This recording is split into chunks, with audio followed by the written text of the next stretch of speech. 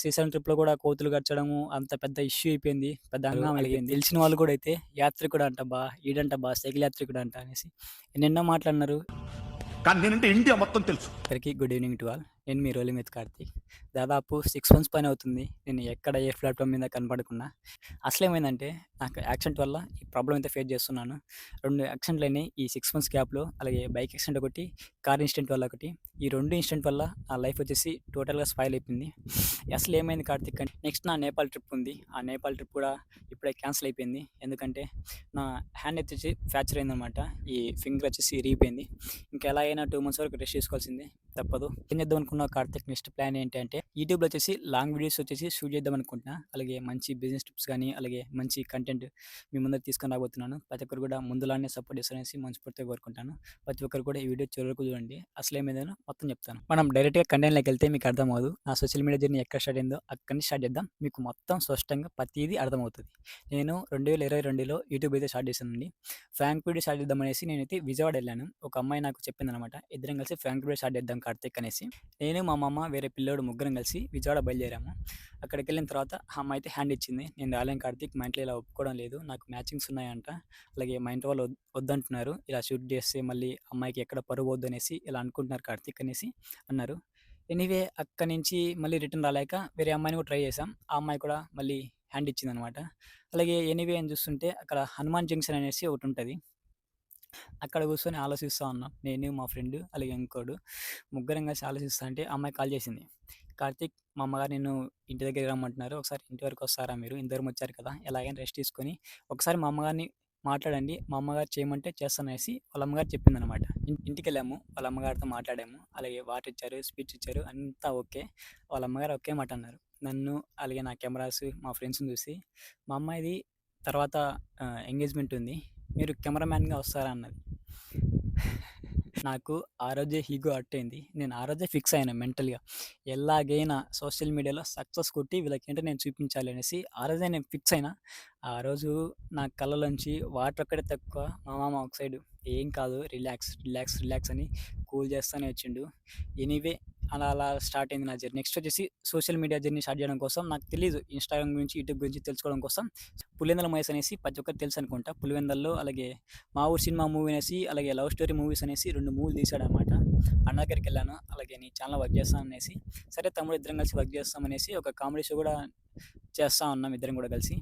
అసలేమైందంటే కొన్ని ఇష్యూస్ వల్ల అన్న కూడా రాంగ్‌గా అయితే బిహేవ్ చేశాడు. అలాగే డబ్బులు తీసుకొని ఆ పాయింట్ దగ్గరనే. ఇంకా నాకు సోషల్ మీడియా జర్నీ మీదనే విరక్తొచ్చింది. ఎలా అయితే ఏముందిరా అనేసి ఇంకా మళ్ళీ నా స్టడీకి వెళ్ళిపోయాను డిగ్రీకి. అక్కడికెళ్ళిన తర్వాత ఏదో నాకు ఎలా ఉంటదంటే నాకు స్టడీ రాదు. Back bench students. ఇక డబ్బులంటావా నేను ఇంట్లో అడగను. ఏ రూపాయి గూడా. ప్రతిరోజు గూడా నేను తిరుపతిలో ఉన్నప్పుడు క్యాటరింగ్‌కెళ్తాను. అలాగే ఏ పనున్నా గాని తిరుపతిలో ఎళ్తా ఉన్నాను. ఎందుకంటే నేను ఇంట్లో ఏ రోజు ఎవ్వరిని డబ్బులు అడగలేదు. ఏమన్నా చిన్న చిన్న అవసరాలున్నా నేనే క్యాటరింగ్ చేసుకోవడం ఇలా నా లైఫ్ గడిచిపోయింది. తిప్పి కొడితే నా డిగ్రీ వచ్చేసి ఫెయిల్ అనమాట. ఇంకేం చేయాలో అర్థం కావట్లేదు. ఇంకా ఎనీవే మా అన్నకి చెప్పాననమాట. అన్న నాకిలా సోషల్ మీడియా మీద ఇంట్రెస్ట్ ఉంది. అలాగే నాకు చదువు రాదు. ఇంకేం రాదు. ఇంక నేను కూడా జాబ్ చేయలేని పరిస్థితి. నాకు ఇంకా ఎలాగైనా నేను సోషల్ మీడియా స్టార్ట్ చేద్దాం అనుకుంటున్నాను. ఏం చేద్దాం అనుకుంటా అన్నాడు. నేను ట్రావెలింగ్ చేద్దాం అనుకుంటా అన్న.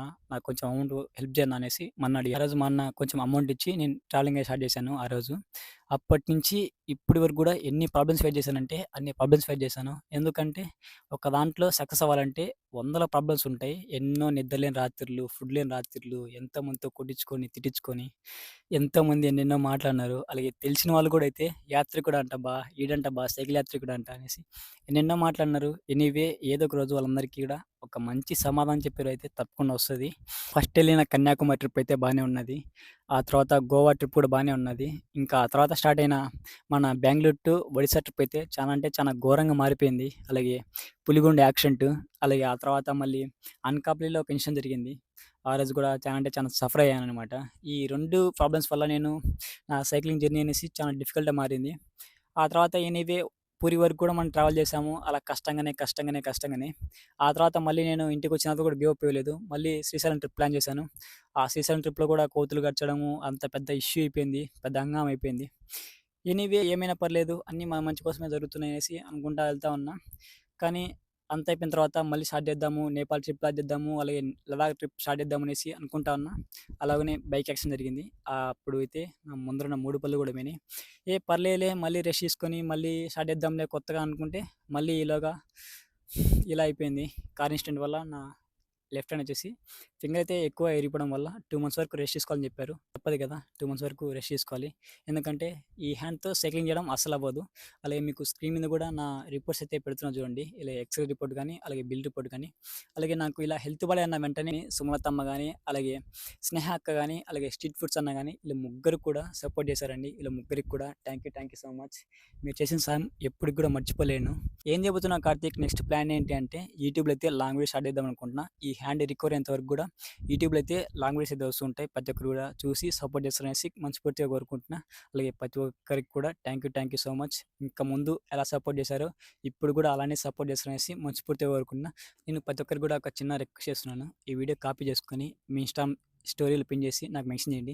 నేను రీమేక్స్ చేస్తాను. అలాగే మీరు వాట్సాప్ ఛానల్‌లో షేర్స్ కానీ ఇలా పెట్టి కొంచెం బూస్ట్ చేయండి ప్రతి ఒక్కరికి కూడా. Thank you so much. చేస్తాననేసి మర్చిపోతే కోరుకుంటున్నా. మా ఊర్లో కూడా నన్ను చాలా మంది చాలా మాట్లాడినారు. వాళ్ళందరికీ కూడా నేను ఏ సమాధానం చెప్పట్లేదు. సమాధానం వచ్చేసి నా సక్సెస్ చెప్తుంది. వాళ్ళకి సమాధానం ఏంటో తెలుసు కదా. ఆ రోజు కోసం వెయిట్ చేస్తా అన్నాను. ప్రతి ఒక్కరికి కూడా చెప్తున్నాను. నా క్యారెక్టర్ ఏంటో నాకు తెలుసు. అంతే.